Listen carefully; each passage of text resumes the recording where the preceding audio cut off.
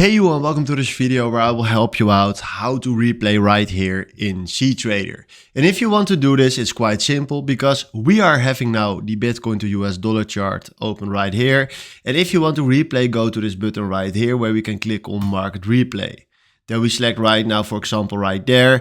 And then what we can decide from here is the start date. So for the start date, we go back and let's go back to December the 1st, select a time, and then we can click now on start.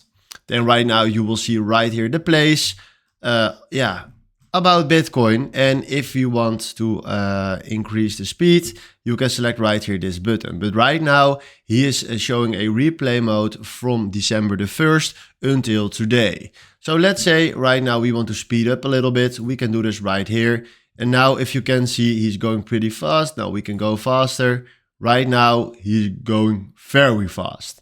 But this is how you can replay right here in cTrader. So hopefully this was the video where I was looking for. Thanks for watching and have a wonderful day. Ciao.